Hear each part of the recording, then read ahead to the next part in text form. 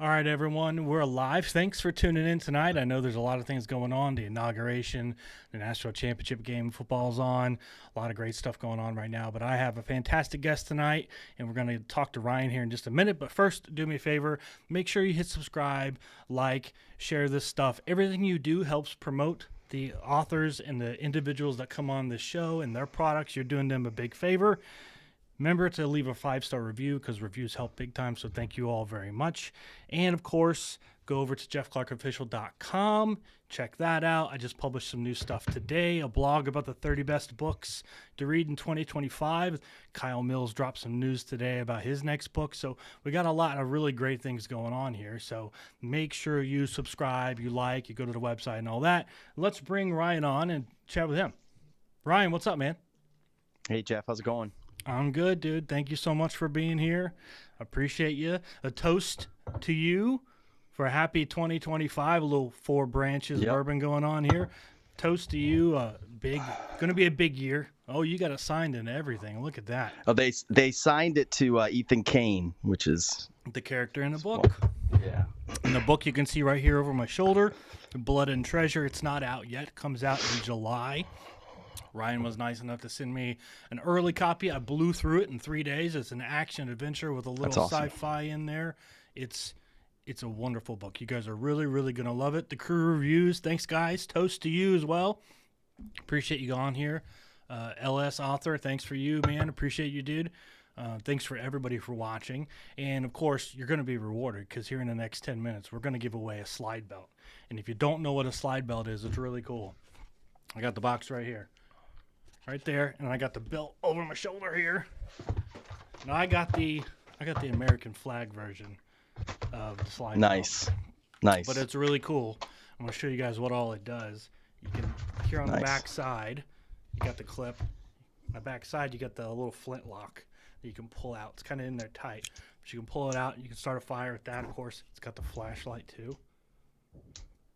It's pretty cool. And then of course, it's got the knife, which is difficult to get out when you're trying to podcast, but it's even got a little survival knife right in here too. So the slide belt is really cool. It's over $100, so it's a pretty sweet deal.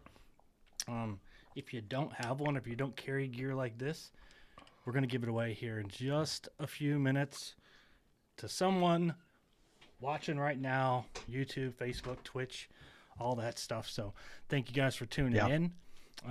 But Ryan, 2025 is your year, man. Blood and Treasure's coming out in July. How's it feel to turn the page on a new year knowing you got a release coming up? It's pretty surreal. It's an exercise in patience because, as you know, writing, it's a game of patience. It's been a long time coming. I mean, shoot, this book I wrote 3 years ago almost. So it's been a while, and it's changed a lot in just this last year. But so it's been a lot of work to get this book where it is. It's been a humbling process, so I'm pretty excited about it. Well, the publishing machine does not work quickly. You sign a contract. Oftentimes, that book doesn't come out for a year or more, depending upon the kind of what's going on. So you kind of just have to wait your turn, and you have that great news of, you get an agent, you get your publishing contract, and then it's like, wait, here's your release date, and then you go, all right, how long, what time do I got it? When's it coming out? I got to wait all this time. It's a while to wait, and congratulations to you, man. I love the book. I thought it was fantastic. Thank you. I'm so glad you got it in time and you were able to read it. I'm super thankful for you. Yep. The guys over at the Crew Review said we are all excited for Blood and Treasure. Yes, we are. It was a great book. Make sure you guys drop a comment in here. If you're watching now, whatever platform you're on, drop a comment because I can see them. That's how I'm going to track and see who we're going to draw randomly for this drawing here for the slide belt. But let's talk real quick about flying, because there's a lot of flying in this book. You were a helicopter pilot in the Navy, correct? Yep. Yeah. And the Navy's unique in that we start out flying fixed wing first, and then we move on to helos. So we fly fixed wing all the way, through formation. We fly in a T-34 Turbo Mentor Charlie. Now it's the T-6, a little Guccier, but it was all still steam dials and like the throwback canopy and everything. But you do everything, formation. Everybody does everything together, and then they go off on their tracks. So it's either heavies or helos or jets, and that's so the Navy's kind of unique in that way that we're dual rated. Gotcha. So you only flew helicopter on active duty. On active duty, yep, helicopters. Just flew helicopters, all right. And what did you do when you were flying? You flew for like a different agency, not like a normal military branch. Yeah, it's kind of a unique mission. So I flew H-60s. So the Navy, it's the Seahawk. I flew a now retired SH-60 Bravo. And then it got replaced by the Romeo. I also flew the Sierra later on, which is kind of more of a Black Hawk model, but it's essentially a Black Hawk. So I tracked for that, and I went to a squadron, got bounced around a little bit, East Coast to West Coast. When I showed up, they were decommissioning the aircraft, so they were basically going to shut down the squadron. And then all of a sudden, like, some stuff happened with Korea, and everybody thought we were like going to war. Like there was like a maritime vessel that was attacked. So all of a sudden, we went to work one day, and everybody's name was on a board next to a ship, and there were like thermobaric Hellfire missiles being loaded, and everyone was like, we thought we were, all deploying like that week. And some people did deploy like within a couple days, and ended up being nothing. But it was like a knee-jerk reaction, got us all kind of spooled up. Literally 3 days after that, we're shutting down the squadron. Everybody's, not going to have a job anymore. So it was that quick of a thing when I showed up. The military was going through some manning problems with aviation, too many aviators, not enough aircraft. But then I got tagged to JIADF South, so we went on an interagency task force counter-narcotics mission. So the Navy basically filled a gap, and you can look it up. It's Operation MARTILLO. It's a multinational operation to stop the flow of drugs into the United States through the South Pacific Ocean and through other Central American countries. They originate in South America, and then they'll flow up through all different areas and routes. And we're basically the only ones. At the time, we were the only ones stopping it in an ocean the size of the United States. So it's pretty big area to cover. So we were pretty busy. And if you look it up, like between 2013 and 2015 was like we blew the numbers out of the water in terms of busts and seizures and things. So we really got after it. It was a good group of people, and it was a great mission to be a part of. It was eye opening. I thought. Yeah. I thought I was going, to the Middle East or something like that, or Fifth Fleet or something. And then they're like, hey, you're going to go do this mission. And it was just a real big change. And then I got kind of typecast into that. So, I just kept going back down. So what was that name of operation again? Operation MARTILLO. MARTILLO. Okay. I'm going to put that in the show notes so people can check it out too. But yeah. Mark Germano wants me to ask you if you ever flew with a female pilot whose call sign was Snickers. I never flew with Snickers, but I served with Snickers. Okay, so you know who Snickers is then? I do. Okay, is that a little bit of an inside joke? No, she's his daughter, and she's a great pilot. Okay, I see what you're doing there, Mark. I get you. All right, that's cool. All right, man. Like, let's look at doing this giveaway. What do you think? Tell us a little bit about this Slidebelt a little bit more. Why did you put it in the book? Sure. Yeah. This company they've been around since about 2012. They started on Kickstarter, and they developed this survival tool. It went through a couple iterations. It ended up with the Slidebelt 2.0, but I found about them early on. You were search and recovery officer. Yep. I've been to SEER school, advanced SEER school, and a couple other schools. And when we were going down to South America, it was a little different. It was the preparation for it was it's a different environment. It's not classified as a war zone, but everything's just a mess, and it's the Wild West down there, and and you're in a jungle environment. It's just a very unique situation. So there's not a lot of support either. So from SEER school, you learn to kind of spread out your survival equipment like everywhere you could possibly have it. So having, you're wearing a belt. We were wearing 2-piece flight suits at one point, but having a belt that has some of the basics in there of fire starting material and a flashlight, to have that on your belt and have that be like kind of a duty rated belt that can carry a pistol and stuff like that. It was kind of a no brainer. So once we found out about that, like I started using it almost instantly. Yeah, it's a heavy duty belt. I carried with it on all weekend, and I tell you what, Yeah. it held up a SIG 365 with a red dot on it. It held up a Glock 19 with a red dot on it. Never had an issue. It is bulletproof. I think bomb proof. I mean, it's a great belt. And the knife on it is not a gimmicky thing. It's a really nice knife.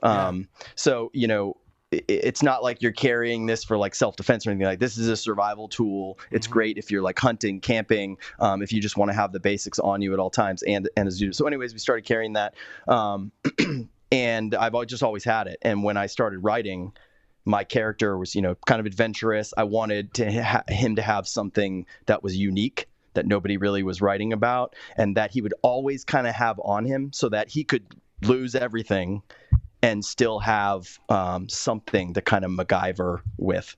And I just thought the belt was perfect. So I naturally wrote it in. I didn't have any connection to the company whatsoever. And yeah, it's endured. So Lindsay Barreto says, "Hi, Ryan, sending love from New Hampshire." Cheers. Thanks for tuning in, Lindsay. Appreciate you. There's a comment. So let's give this sucker away. I'm going to kind of just randomly scroll until I find a name, and that's who is getting this slide belt. Not this exact one, because this is mine. You're getting this one. But you're getting a slide belt. Ryan, pull it out and show it. You're getting this one. It's the same one. It's black on black. Very cool. All right. It's not the American flag buckle. It's just the standard black buckle. Still a very, very nice buckle. So we're going to give it away to, just going to randomly scroll, and it's going to go to KBS Smith Writes there over on Twitch. Thanks for tuning in, my friend. You are the winner of a slide belt. Thank you very much. Make sure you send me a message offline so we can get your address, and we'll get it out to you. And later we're going to give away a coin, and Ryan is going to tell us real briefly about this coin. It's not this one, but it's one like it. This is mine. You can't have it. But we're going to give away a coin like this. So Ryan, tell them a little bit about the coin, and we're going to do that later. Sure. Yeah, so we're here talking about the book Blood and Treasure. It's an adventure thriller. There is treasure in it. So naturally I had to give away some treasure. So I'm pretty much emptying out my entire personal collection of Roman coins, which at this point is in the hundreds. So we're starting out with this one right here. I don't know if you can really see it with the light there, but we've got the links online. So this is a bronze Roman coin from the Western Roman Empire. It's choice, very fine, graded, encapsulated by NGC Coins. They're the #1 in the world for grading and authenticating coins. So this is legit. You can even look it up online and find this exact coin. They've listed on their website, so it's legit. What makes this choice fine is the bronze actually is retained. So as you can see, most of the time these coins look a little shabbier. They look almost like stainless steel or something like that. This is retained, that bronze color. But these coins and some like it kind of are cameoed in the novel and have a little role. So I decided that I'm going to be giving them away. So they are worth something for sure. Yeah, the slide belt's in there. There's plenty of gear in the book. If you're a gear guy, there's plenty of really cool stuff in there. Plus the coin. The coin is really cool. Like I said, Ryan sent me one when he sent me the book, and it's a very, very unique piece of history. Now I got to ask you, how did you get these coins? Can you tell us how you got these coins, or don't incriminate yourself or anything? No, just collecting. Like, Yeah. okay, that's fair. That's fair. But it turns out I'm not that sentimental, so You're just giving them away. That's cool. So let me ask you this about Blood and Treasure. When did you start with this idea and say, you know what, I'm going to write a fiction book, and that's what I want to do post-service? Oh, writing altogether? Yeah. Yeah, so I never wanted to be a writer at all. I've been a big reader, but not really widely read. I read pretty narrowly. Like I liked Michael Crichton. I liked Clive Cussler. I read a lot of nonfiction, a lot of history and stuff. So I read Dan Brown. So I wasn't like widely read, but I read everything from the people that I liked, and I always had a fiction book, but never really wanted to write. So I got out of the Navy. I was back and forth, like recovering from injuries and stuff. So I stopped flying for my whole last year while I was getting out. I was getting ready to like be med boarded out, and I started.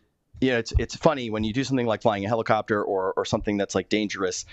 Your adrenaline's always going, your adrenal system is just always going. And when you have time away from doing that, is when all of a sudden your body kind of calms down a little bit. Mm-hmm. And then that's when you realize you start kind of having problems. So I started dealing with some like PTSD issues.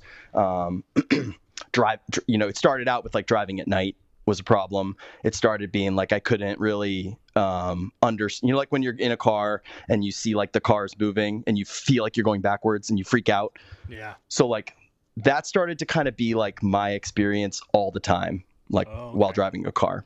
So especially at night, like seeing the lights, I started, and I didn't really think anything of it. I was just like, okay, like focus, like, just like I'm landing on a ship at night, like just trust my instruments and just, figure it out.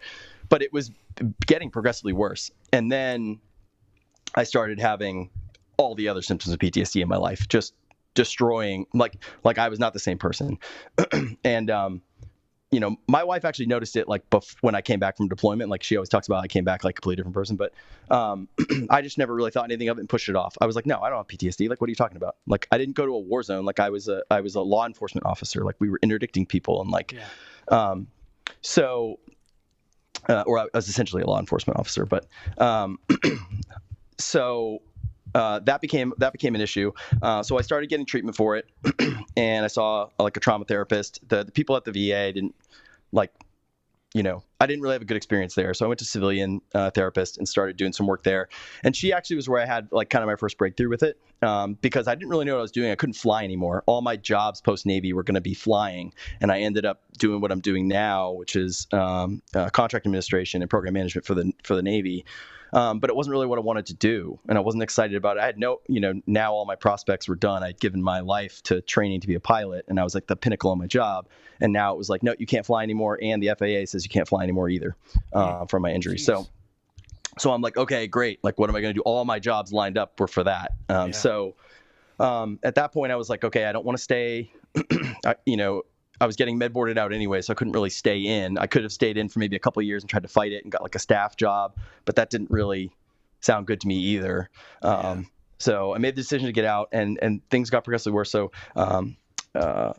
meeting with the therapist, she wanted me to do like group discussions. She wanted me to sit in group discussions, and she wanted me to write about my experiences and then talk about them in just these, groups of men, and, talk about each individual thing that happened, and just try and bring up all the kind of,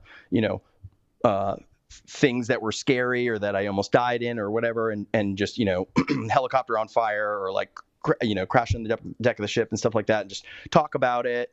And the problem was a lot of the things that she wanted me to write about had to deal with drug cartel cases. And you talk to anybody who deals in counter narcotics, like you don't really want to share a lot of the details of operations in that, because they're here in the United States. They'll visit you. I've heard some pretty awful stories, and so most people tend to keep it on the down low. And I didn't really feel like sharing it. Plus, some of the cases were still active, and you just don't want to deal with that stuff. Yeah. So I told her like, hey, I don't want to share this stuff publicly? And she was like, just fictionalize it. You just change the names of the people and the places, whatever, but write about the actual feelings and emotions. And I was like, oh, okay. So, I'm journaling these things, and I found it super cathartic, and it was extremely helpful. So I'm writing every morning before work, and I'm getting these stories out, and it's super helpful. And it's so helpful that it almost becomes like my new addiction. I need to do it to stay focused and get through the day, but it starts actually helping me. It starts leveling me out. It starts, all of a sudden I'm thinking about things differently, and I'm able to focus on what I want to do, not just in that job. So I start thinking, okay, well, maybe I'll write. I got my master's in history, and I was thinking maybe I'll write a history book. So I started doing some research on my thesis from grad school, and I was like, maybe I'll do that. But then I saw a podcast. It was ironically a Jack Carr's podcast in like April 2020. Okay. On Joe Rogan, and I was like, oh, here's this Navy guy who had no writing, train. He didn't get like a like he doesn't have a creative writing degree or an MFA or something like that. Yeah. He just started writing. And I'm like, okay, well, like, let me try that, because why am I doing all this work for this history book? Like, fiction is what's kind of in these little journals, like fiction is what's really been exciting to me. So I just started taking a bunch of like master classes and kind of learning like what's this writing thing all about. And then I just made the decision like, okay, I'm going to try. And I started writing my first book, and then it just went from there. So then I wrote about 5 books before I finally got published. You mentioned that you did some master classes and all that. Like, did you find it hard writing fiction? Because I thought I had 2 books I pitched to a publisher. I pitched a nonfiction leadership book, which got picked up, and then I pitched a fiction book, which I'm glad didn't get picked up because it was garbage. Because I didn't know then what I know now. But I thought the harder one's going to be the nonfiction, because it's fact. It's real, whereas on the fiction side, it's made up. It's loosely based on fact, but it's a made up story. I really thought the writing fiction was going to be way easier, and I was totally wrong. Writing nonfiction was so much easier because it was just what was in my head and what I thought, put down on paper and then fine-tuned. There's no plot holes. There's no story to go by. There's no characters you gotta follow and follow up on or like that. I really thought fiction was going to be easier, and I was totally wrong. Like, I know so much now from talking to people like you and reading more books and just doing that studying. When did you kind of realize, like, oh, okay, maybe this is like, I might be able to do this? Because you wrote 5 books before you got picked up. Like, at what point in time were you like, man, I should just give up on this? 5 books in, I haven't done it yet? How'd that go? Well, I mean, perseverance, first off. Like, yeah, I made a determination this is what I wanted to do, and I found a way to make it work with my life. And with every book, I got exponentially better. So without all the skills, and like I finished a book I finished it with everything that I had. And then I went out shopping and I started the next book. Like, I just never stopped, and I would do something different every time and try and push myself as a writer. I kind of owe a lot to like Mark Graney. He's been a huge inspiration to me in terms of his work ethic, like how he always picks something new to challenge himself. So I tried to internalize that and do that, even though I wasn't a published author. I wrote my first book. I thought, no one's going to want to read this. It was an Ethan Kane book. It was an adventure fiction book. And I was like, nobody's going to want to read this. It's dumb. I threw it out. I deleted every single copy. I was like, someone's going to want more like Tom Clancy, none of this adventure, stuff. So I rewrote it as like a straight up, like Tom Clancy style novel. And then I was like, no, this is dumb. I deleted the whole thing. Work and life got busy. I just walked away from it. Like 4 or 5 months later, I ended up finding like one copy, like in, how sometimes you have like a folder that like you didn't delete it from on like your cloud or something like that. So that first book that I wrote with Ethan Kane in it, I found a copy of it, and I was like, well, let me just read it again. like whatever. This was like maybe like I said, like 4 or 5 months later. So I read it and I was like, huh, okay. Like I really did like this story. So I gave it to my brother. My wife didn't even know I was writing. Like nobody knew I was writing a book. I gave it to my brother and I was like, hey man, can you just read this for me? I know it's probably super rough. Like, but can you read it and just tell me if I got something here or if I should just walk away from this now? And my brother's like super straight shooter with me. Like we don't pull any punches. I knew he would tell me straight up, like, hey man, go find another career. But he called me back after like 2 weeks. He read it and he was like, I think you should keep going. And so I just kept going. And I gave her like half of my manuscript because I wasn't done with like the other half, like fully done. It was being edited, and it leaves off on this part where you wonder if somebody got on an airplane or not, and she brings it up all the time. My mom's watching right now. Hi, Mom. But she loves. I haven't given it to her yet. I feel so horrible. I owe her the other half of the manuscript so she knows what happens. But but that's how my mom was. I gave it to her, and she said, this was awesome. Like, I really want to know what happens next. And I was like, okay, maybe I am on to something. So it's that little bit of validation that makes you kind of wonder, like, am I even on the right path? Because publishing's tough, It's very tough. And in retrospect, though, I've reread, my first and second books were both Ethan Kane thrillers. And then I wrote something completely different. Then I wrote the book you're reading, and then I wrote something completely different, which is a spin-off of this book that you've read. And reading those now, I'm a completely different writer. Like, I tried to mine, like, Mark Graney gave me some good advice as well when I got the opportunity to meet him. And I asked him, like, what do you do with all these books that you love, that you poured your heart and soul into? Like, those books aren't selling yet. Like, what do you still hang on to that? And because I was having a hard time letting go of those books when I first, when this all started happening for me. And he was just like, you're going to find that you're a different writer now, and you got to go back and just mine those things for all the good ideas that were on them, like a carcass, like it should just be bones when you're done. Yeah. And that was probably the best advice I was ever given, because rereading them now, like, I am a different writer. I'm a better writer now. Yeah. And I can't use those. I can't. Like, I could copy and paste in a paragraph, and I would have to just rewrite the whole thing. So, it's just a growing process. Yeah. It was basically 2 books to create the character that I can't wait to introduce to everybody in July. Yeah, Andrew Wilson told me, and have told me it several times, because I've had him on here and I've talked to him at Thriller-Fest and BoucherCon. It was like, just keep making IP.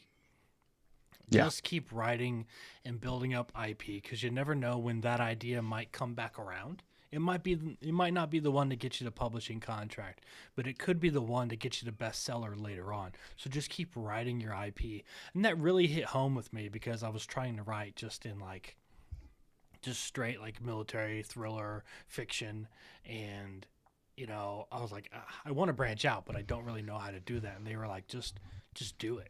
Just start. Who cares? You're not published in that anyway. Just write it anyway. It's gonna be totally crap. It's only gonna be crap on your laptop. And I was like, dang, that was so heavy on me that it really made me go, okay, that was really good, because that's what really motivated me to just start writing down other ideas. Yeah, and it, like, what I've learned so far in this journey is you have to love writing and creating stories, and not just coming up with the idea and doing the rough draft, or you have to love all of it. You have to love the whole process, because it's an ass kicker, like, but you have to enjoy it. And like, the only thing on my desk is that I have 0 things on my desk except for that bottle of bourbon right now. But this is Sisyphus, and Sisyphus in mythology, if people don't know, he was cursed to push a rock constantly, a giant boulder constantly up a mountain, and when he got to the top, it would come back down. You have to do that for eternity. And there's a great book by Albert Camus. It's geared more towards people who are suicidal, but the crux of it is that you have to imagine that Sisyphus is happy, that he wants to do that. He wakes up every morning to push the rock up the hill. And so when I look at that, I always tell myself, or in the beginning I told myself that, but I've learned to love every part of it, like the editing, the monotonous part of editing, not just correcting spelling and stuff like that, like taking apart your story like an engine, and tinkering with it like an engine, like you're like people who like working on cars, like you have to love working on a story, and then it's not a grind. Like, it really isn't at that point. But So it is a labor of love, because you still work for the Navy, I still work for the Air Force. yeah, We work full time, and right. then not everybody is a Jack Cars or Brad Thor who's doing this full time. Shout out to both of those guys. I love them both, but not everybody is in that seat where they get to do it full time, and you got to balance. You got two young kids. I got kids in college now, and my wife has a flourishing career, trying to find time to do that, plus other things like podcasts and social media and blah blah blah. Right. It's a lot of work. You really do have to love writing, like you said. Yeah. Yep. And we had kind of talked about this a little bit before, but the process of writing for me has evolved as well, and it's evolved to make it easier on my life in that it's got to fit between 4 a.m. and 7 a.m. or it's got to fit after the kids go to bed, or sometimes you only have an hour, and you really need to be, you don't have the time to waste for your family, especially when it's not producing any money for you. Right. Right? Like in the beginning, it's not giving you anything except draining money from you. So like when you sit down for that hour and a half or that 2 hour or whatever you've allotted yourself, you're already giving up your sleep, you're giving up time with your family, you're giving up a lot of things, and you need to make that time worth it. So my process has evolved to make. I have a very, very dear friend of mine, Mike Madden. He's a very great author. Mike has written. He's now writing the Oregon File series for Clive Cussler, but he previously had a 4-book drone series, and then he wrote for Clancy before Don Bentley. I loved Drone. And it's one of my favorite books of all time.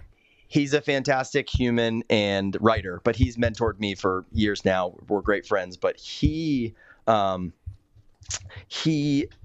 I completely just lost my train of thought. But he thinks that he believes that there's no efficiency in the creative process. But that's where I happen to disagree. In that I think that you can make your creative process efficient, and there are so many tools out there that you can find that can help you or hurt you. And like Scrivener, for instance. Scrivener, I think, is a great tool to help you organize. Than just jumping into Word. And I think that makes you more efficient when you write. I think that if you've never heard of like Pro Writing Aid or I've tried AutoCrit, I like Pro Writing Aid better. It's when you're getting into like the line editing, it's an invaluable tool, and it makes the process like much more efficient. When you're actually sitting down to write, having an outline, having a plan, but then giving that plan room to breathe. So, your chapter just says, your chapter outline is just, one sentence, so you're sitting down there and just, you're kind of pantsing, but you have a plan at the same time. And doing the research ahead of time, thoroughly, getting the outline completely from A to B, so where the story's going. A lot of people will write like when they don't know where the story's going, and that might be great. Like if they're a pantser and they can do that, but I don't want to risk the time that I'm trading off for that, possible creative, moment in the chair. I want to know where I'm going, and I want to dead reckon there. So as long as I'm sitting in the seat and I know, okay, this chapter is going here, I know where the story's going at the end. Yeah. I know the end goal of the story. Now I know that at least my time is going towards something. And that, if you can finish that manuscript, that's the hardest part. Finishing the manuscript and then reading it and seeing where you have to knit it together or fix it or whatever you're going to do. I think that all those things help you become a more efficient writer. They help you get words on the page faster, and it doesn't become a burden on your life. It becomes, okay, I'm doing this. And one day it's going to hit for me, but I'm just going to keep going because I love the story that I'm writing. Another great tool that I use. You got to be invested in it so that you keep going back. Because sometimes, going through those edits feels like, it feels like work. It doesn't. Whereas you're writing it, it doesn't necessarily feel like work. When you're going back through and you're doing edits, it feels like work, and it's a little bit different. Yeah. You got to be really invested. You got to want to improve that story, even if it's something like the reader's never going to see this. Right. They're never going to understand what I'm doing right now. They're looking for the story to be entertained. They're never going to see this part, but you got to do it because you're making the story that much better for the people who will notice, or for the agent, or Right. for the publisher. And that little details is really what matters. And I've also come to find, like, you can throw, like, these editors out there, like, there's this perception, I think, when you're starting out, that you write your book, you kind of read it over a little bit, and then you send it away to somebody else and pay them thousands of dollars to tell you how to edit. And I think we've all done that. I've come to learn that those people are not the best. You're just wasting your money. You're wasting your money because all they're really doing is beta reading your book and telling you a couple things about it. They're not really editing the book. And you could pay $120 and have someone beta read your book, if instead of spending thousands of dollars to do that. Yeah. So I think, that's like a financial, mistake that everyone kind of pays their penance for. I think it's way more beneficial to learn how to edit yourself, like really learn how to edit. Yeah. I always tell everybody about this book. I think the Crew Reviews guys probably know about this one, but I tell everybody about this book right here. This book right here is $12, and it'll pay itself back, 1,000 times over. So, like, learning how to edit yourself, because you're the only one who knows your book and knows what you're trying to do, and now you just got to learn how to do it. So, I would encourage anybody who's trying to start out to write, learn how to edit, and there's great ways to practice too. Like, I judged for the Clive Cussler Adventure Writers Competition. I was a contestant there, but now I've judged 2 years running now. You'll read hundreds of books, and you'll get better and better and better at spotting the problems. And once I think it was Hemingway who said you have to have a good shit detector, and you'll build that muscle of having a good shit detector by reading other people's work. Well, and when you read other people's work and you look at the way they transition, look at the way they build, when they start to do dialogue, how they go back and forth between characters, how do they transition from paragraph to paragraph, from scene break to scene break, from chapter to chapter. Start looking at all those things as you're reading, then that transfers into writing. Like, Brad Thor's one of my favorites, and Brad has been a huge impact on my writing career. And something he does really, really well is tells a 400-page story in what feels like 200 pages.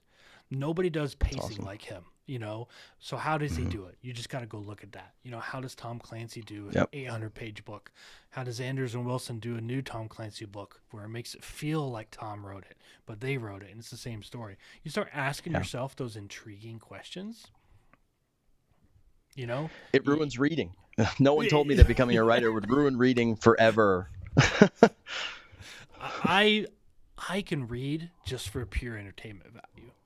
I don't see errors or anything. I can just read through a book purely for entertainment. I don't look for any of that stuff. I'm a horrible editor. I'm one of those guys who I gotta have somebody else read it for me because I will not see the mistakes. I just won't. But my wife, though, she goes into everything, every book, every movie, trying to figure it out, trying to analyze it and all that. And I'm like, I don't know how you enjoy anything because you're always trying to figure it out. I can read it for pure enjoyment. It doesn't bother me. So I can study somebody else's work and kind of take up on those things because the errors and all that, like if I do happen to see them, I've also noticed, too, that I actually was never an audiobook guy. And now I almost exclusively listen to audiobooks if I'm reading, because I've found that now that I am writing, if I read someone else, the next thing I write ends up like sounding like them, almost like a chameleon. Like I'm like, how like, what is it? Like chicken and pork, like take on like the flavor of like whatever else is in the meal. It's almost like that kind of thing coming into my writing. Like I'll read and then I'll wake up the next day and start writing. I'll be like, wait a minute, that didn't sound like me. That sounded like, so-and-so that I read the other day. So I've had to like almost switch to audiobooks because my eyes aren't tracking the sentence structure and almost subconsciously copying, or not copying it, but being influenced by it. I've noticed that, and I've talked to a lot of other writers who that's the case for them as well. Like they can't read while they're writing their rough draft, because it influences them too much. So they have like these periods where they don't read any fiction for themselves. Makes sense. Ryan Steck told me to listen to more audiobooks because he said the publishing industry is feeding into that a lot more because it's a very high selling segment.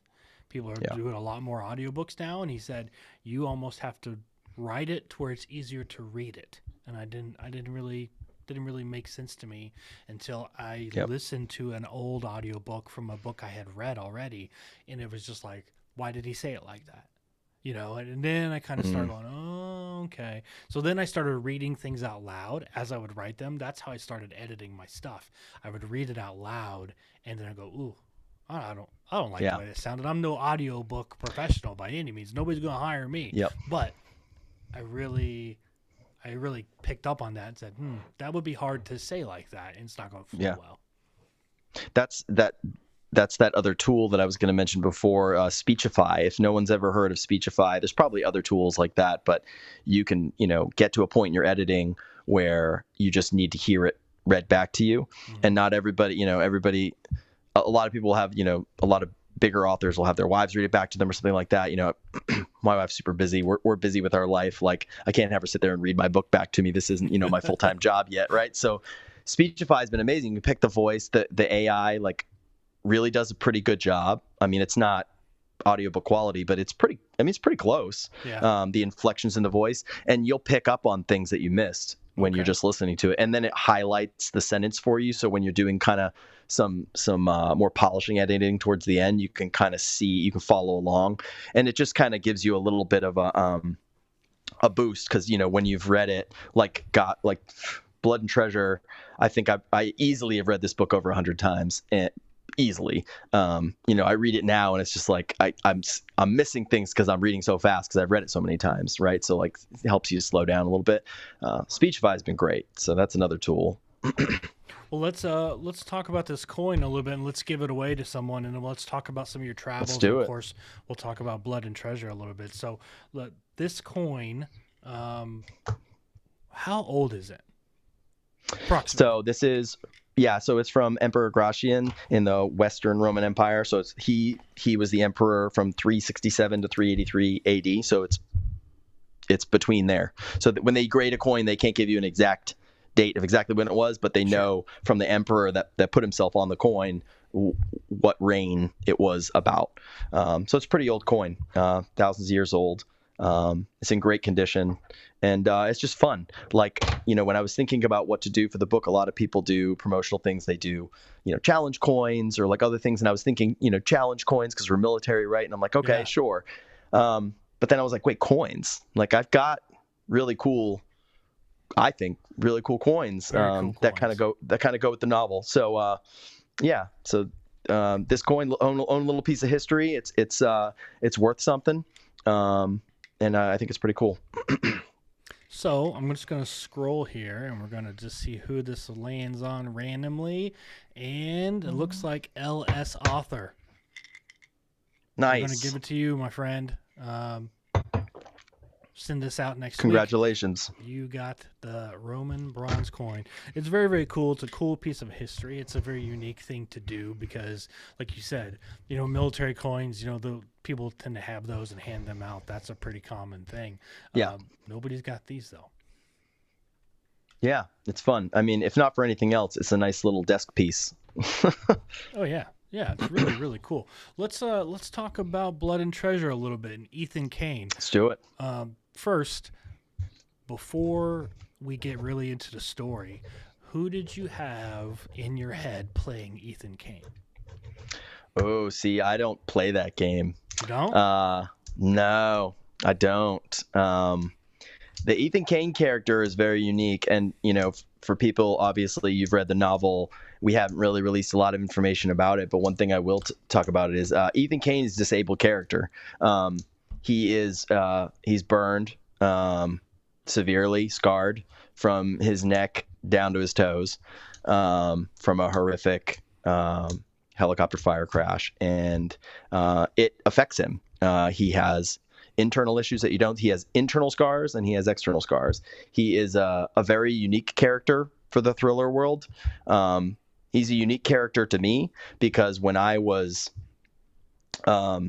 developing, when I was working through PTSD myself, developing the character, I embodied a bunch of different instances into this one character, which a lot of authors do about themselves, but I embodied other people. I had a friend of mine who early in flight school crashed, and he was severely burned all over his entire body, very similar to Ethan Kane. I had a very good friend of mine die being burned alive in a crash in Hawaii, and then myself, my helicopter was on fire. We landed. I was unscathed, and my crew was unscathed from it. But it could have gone. It could have gone the way of my other two friends. Yeah. And I thought about that a lot when I was writing these things, and I decided to put those things into the character because, for one reason, I hadn't really seen anyone do that before, and I thought writing a hero that had his like a physical disability. And, there's a lot of like broken internal characters, right? But the thing about Ethan Kane is you don't really know he's internally broken, right? Like, or he doesn't think he is. But everybody can see that he's externally broken, but he also doesn't really see himself that way either. And I think that's what a lot of disabled veterans feel, is that they feel like, what can I do? They're not thinking what I can't do. What can I do?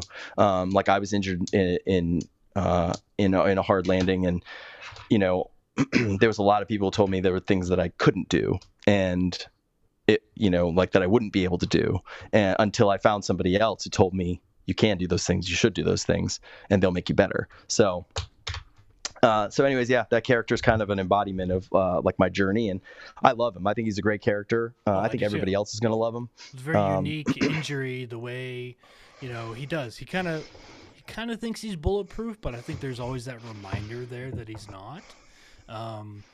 And people visually see him throughout the book, with the scars, with the skin grafts, and it gets brought up, but you can definitely feel like for him, it's not a limiting thing in his head. He feels like he's still going.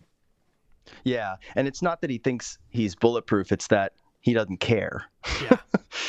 He doesn't care. And I think that disconnect is something I dealt with, and a lot of pilots deal with, is that you kind of have to have a disconnect.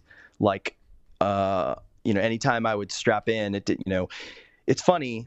The most dangerous flights that I ever flew were not out armed, shooting at drug runners over the water at night on MBGs 50 feet, like storms, fires. Those weren't the most dangerous flights. The most dangerous flights were when I was at home, a home guard, on a Tuesday or Monday night, right? When I've got, dinner with my wife and I'm thinking about, or I've got something to fix at home and I've got bills and this and that. I've got all these other things that I'm thinking about. And by the way, I'm going to go fly this machine with, 15,000 moving parts that could kill me in 3 seconds. And let's go. And then, I'm going to come home and, go back to normal life. So it was almost the flights at home, like, that were the most dangerous. And then I had the most close calls, to be honest. And so, yeah, I mean, just reflecting over the whole thing, you have to kind of, you end up having this detachment with death is the point of what I'm getting at, is to live a normal life. You have to just be like, okay, it's not going to happen and I don't care. And I'm just going to do my job. And then you kind of have this little switch you turn off right before you get in and start up and go. And then when you come back, you kind of have to like come off of it a little bit, and then the switch comes back on. So yeah, I think I tried to put that into the character as much as possible, because that's a real thing, and I hadn't really seen anybody write about it. So once again, I found my opportunity to put in some things that are unique for people. Yeah. Now this book travels around the world, but it even goes as high as the International Space Station, all the way down to the Middle East. when I first read the synopsis for it, I was like, okay, this is interesting. How the heck are you going to tie in the International Space Station to the Middle East?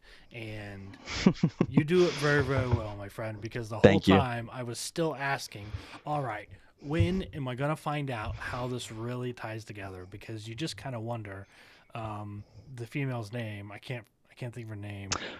Mojda Zahedi. Moj, yes. Yep. Wonder what the heck does Moj really have to do with all this? And you kind of trickle it along throughout the book, and she's a major player, but you just don't know why yet, and you just kind of keep wondering, like, all right, when is it going to come through? And then it does, and you're like, okay, now I see how this was all a piece. How did you come up with that? When did the ISS come into play and make you go, this is it? This is the plot line. Yeah. Well, thank you for saying that about the book. I appreciate that. This book was kind of once again, doing something different, trying to push myself as an author. When I wrote this book was at the time in my writing, it was the fourth book that I wrote. And I got some advice from none other than the Mike Madden. If you have two great ideas, if you have two great ideas, if it's possible to have those ideas mesh, you'll have an even better idea, and it'll be even more unpredictable. And so I took that to heart, and I had 3 different ideas in 3 different, you know how you're always jotting down, oh, this is a good idea, this is a good idea. Well, sometimes, that's a great idea, but when you build a book around it, it's just kind of stale, right? It's just, oh, I've seen this again. But then I started realizing, okay, if I can make this fit with this and this fit with this, and I find a way to make this fit, now I've got this dynamic, story that is constantly moving and changing. And when I thought of the Moj character, I really wanted a character who you, honest to God, do not know if they're good or bad for the entire book. And you really go back and forth and legitimately go back and forth to the point where there's really no way to truly know, but it makes sense. And everything that happens, it's understandable. It's not like completely out of left field. And I wanted the end of the book, the very end of the book, to be the revelation of what are they, and have that be an absolute revelation, but also make everything that they did make sense. And that was my goal. That was my goal to do that. And that was my, I tried really hard to make that happen. And I think that's what makes this book so unique, I think. And like you said, tying in the space station, I just, when it came to the space station, we can talk about that because it's in the prologue. The space station blows up. I remember James Patterson in one of his classes said, if you're going to write a book, write the best book you possibly can. Don't just write a book. Write the biggest, boldest, just go for it. So when I was writing this book, I was kind of like, okay, is this going to happen for me? I'm on my 4th book now. I'd been rejected over 400 times from agents. I'd been agented and lost an agent. I'd been agented. I had 2 books go out. Yeah, it was just this, so I lost my agent, and I'm like, okay, if I'm going to do this, I'm going to throw the freaking kitchen sink at this book. I'm going to go big and I'm going to go bold, and I'm going to blow up the space station in the first chapter. And that's what I did. Yeah. And you don't know why.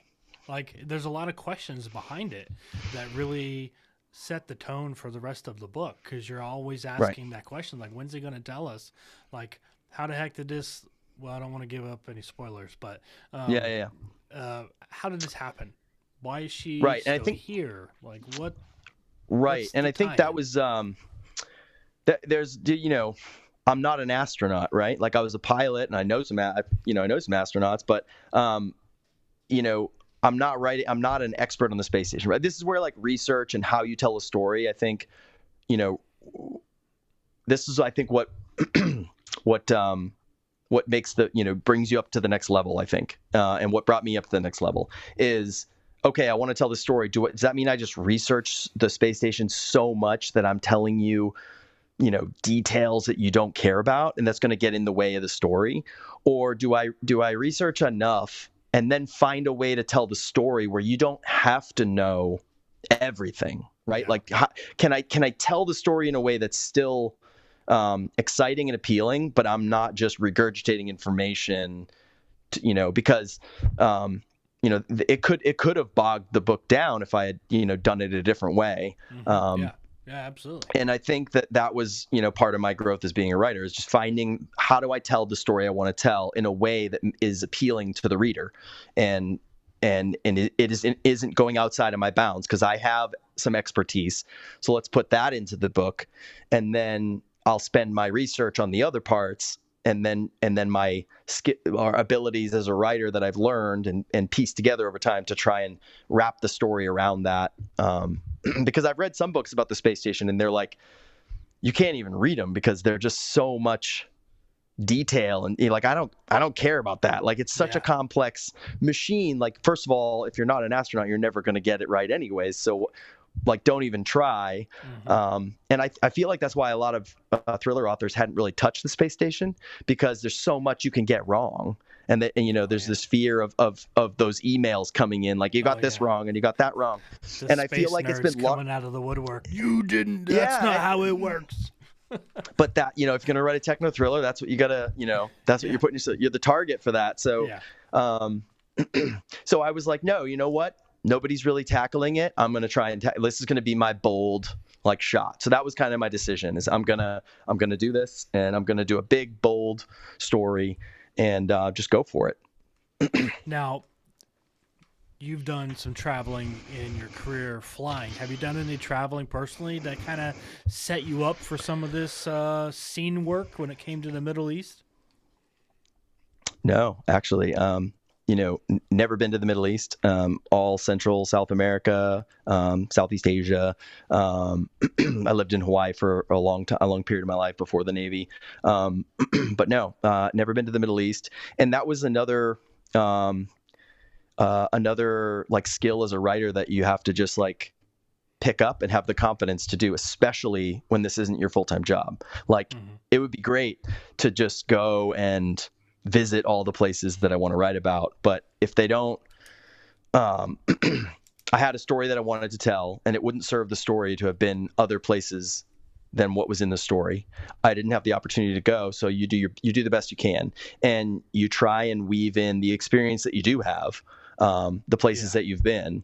There are deserts in the United States where you can get a little bit. There are, plenty of people that I know in the military who have deployed to those areas, and I can get, some more firsthand knowledge or whatever. And then, to be completely honest, I mean, you could just watch videos. You can watch hundreds of hours of videos and pick up, and then take your own visceral experiences. Like, I know what it's like to be sitting in the cockpit of a helicopter on the deck of a ship in the middle of the ocean, where it's over 120 degrees inside the helo, and I am just so hot, like, and there's water rations on the ship, so there's no, you can't like even drink water, and like, so you can draw from your own individual experiences and then weave them into other things. You don't necessarily have to go everywhere to pull it off and make it feel believable. That's where you got to do your homework to fill those things in. So no, I mean, like, a lot of people I think nowadays think that they have to visit these places, all of them, to write a great story that can get published, and that's just not true. Would it be nice? Yes, absolutely. Sure, but you got to do what you got to do while you're writing, and I think it holds back a lot of people from doing that big bold book that they want to do, because they're afraid that they're not going to get it right. And you're a writer, and it's fiction, and you can change things to serve the story. You just have to sell it. You can learn a lot from Google Maps. You can learn a lot from DMing somebody and saying, hey, you were in the military. Did you ever deploy in this place? Reaching out and networking is a huge deal, because I can't tell you the amount of people that I've heard that are like, I know nothing about flying, but I had a flying scene. So I emailed one of my military buddies who I knew flew a lot and said, hey, I got questions about flying. Do you got 5 minutes? And then that changes the game, because you're getting it from an expert who has those experiences, and you're putting that into your story. You're still getting the same information. It's just, I found that fiction writers have to be very crafty in how they get their information and how they do the research, because, again, like you said, not everybody has hands-on and everything, or has the money that they can just go travel. Because traveling, it's not cheap. Yeah, and that goes back into my process of efficiency too, is that research process. So like I was a historian and or by undergrad and graduate trade, and the way you research as a historian is you have a hypothesis first and then you go dive into primary source text. Otherwise, you're going to be reading everything that was ever written, right? Now you have to have a focus and a reason to go in and study. So like a lot of people will say like, oh, I got lost in the rabbit hole of research. Well, like I just skip that step entirely. So I'll do like what I call in history, like historiography, excuse me, we do like surface research. So we're finding the right sources, but we're not doing a deep dive on them yet. We're putting together the material that we need. So, you're getting your headlines. You're like, oh, I need this, that, whatever. And you're putting it together enough, and you're doing enough research to knit your plot together.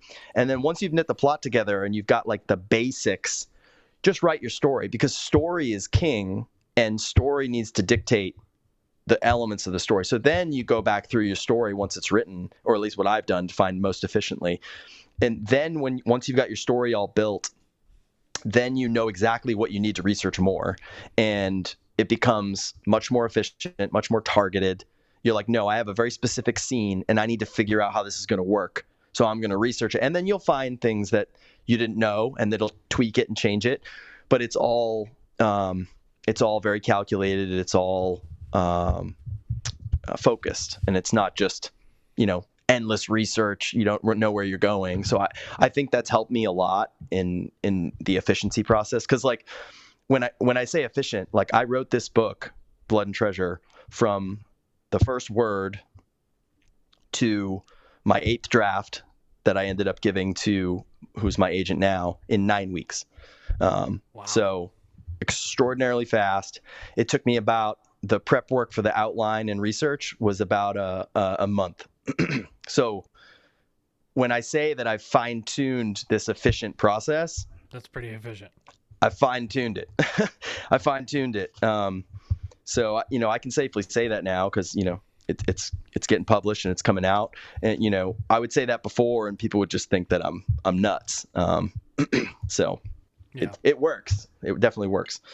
So what's next after Blood and Treasure? Because I know the way the publishing business works. You got to kind of have the second one pitched up. Is there a second Ethan Kane? Is there another book you're going to do? What's kind of the future look like after this? I know it's not out yet. So what does it look like? Yeah, it was a 2-book deal off the start. So I've already finished the second book. I just finished it actually before Christmas, and it's with my agent now. And then we'll be kind of going back and forth with it before we turn it in to the Tom Colgan at Berkeley. Give it a go, and then we'll find out. If we get another one, a third and fourth after that, if we'd be so lucky. But there'll definitely be a second one after this. So it's a new series. So go pick up your copy of Blood and Treasure in July. Pre-order it now, because pre-orders really, really matter, especially when it comes to the algorithms of some of these websites. Get your copy of Blood and Treasure ordered today. Get it locked down, and make sure you follow Ryan. Ryan, where can they go to follow you, learn more? I know you just launched a website. Tell them all details on that. Sure, yeah. My website's ryanpote.com, super easy. And then you can follow me on X, Facebook, Instagram, and Goodreads, all at Ryan Pote Books. It's just all of them have the same handle, at Ryan Pote Books. You can find me. There it is. So again, make sure you guys go get your copy. Order that copy of Blood and Treasure right now, because I'm telling you, it's going to be the book of the summer. It really is. And there's a huge lineup of authors coming out this summer with some big books, and you're really going to enjoy this, sitting by the poolside, sitting on the beach, or wherever you are, having a cold drink and enjoying this, because it's a really, really, really good book, and I really enjoyed it. Thank you, man, for sending me a copy. I'm going to get it out the door this week and share the love. But thanks for coming on. I appreciate you. Thanks for everybody for watching. Make sure you go check out Ryan on Instagram and all those other websites, and stay following along for him, because he's got big things coming. Thanks, Jeff. Appreciate it.